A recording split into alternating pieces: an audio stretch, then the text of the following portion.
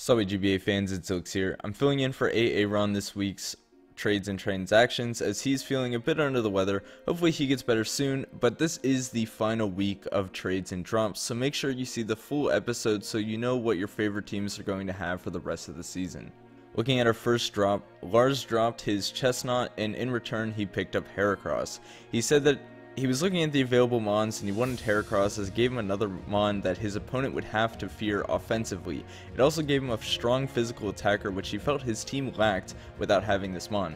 He also wasn't worried about losing the utility that Chestnut provided with his next transaction. That next transaction being that Lars traded away his Mesprit to Duncan in return for Celebi.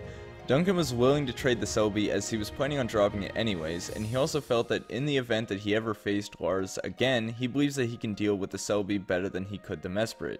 As an added bonus, although they didn't play again in the main season anyways.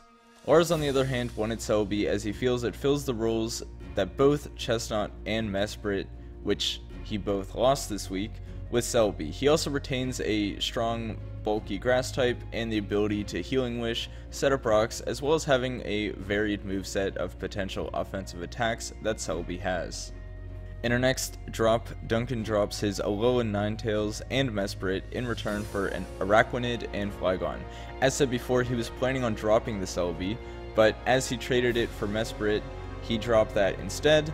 He planned on dropping the Celebi to begin with as he felt that it wasn't performing the way he wanted it to and that the Venusaur was a better grass option for him most weeks anyways. For Alolan Ninetales, he recognizes the potential behind Aurora Veil, but he felt that it didn't benefit his team as it's more offensive and maybe he feels that he would have used it better if he had a more bulky team.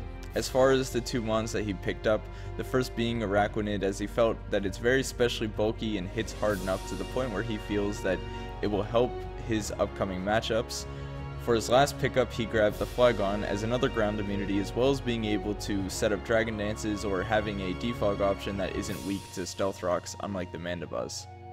Next up, Chimpak dropped his Alomomola and picked up the Incineroar. His reasoning for this is entirely for his next trade with Steve. And that next trade with Steve is the Chimpak's new Incineroar in return for the Zoroark from Steve's team. Chimpak said that he was tired of running the same few mons each week and he wanted Zoroark to make things fun and allow for him to mind game his opponents, as well as it also adds to his speed and his setup options very well. Steve on the other hand felt that Zoroark was not quite good enough for what he was trying to do, and since he's trying to fully commit to a Trick Room team this season, Incineroar is slow enough and adds the ability to fake out, U-turn around his opponent's team, and he decided that it would be a better option for his team as an offensive dark type in the long run of things for the rest of the season. Next up, we have Callum dropping his Sableye and picking up Frostlass. He felt that Sableye wasn't doing much for him and his team, but he still wanted to have a Ghost type. He also was missing a Ice type, and Frostlass happens to fit both those categories with its cool Ice and Ghost typing. Frostlass also gives him the ability to run Spikes, which is a hazard that he currently didn't possess.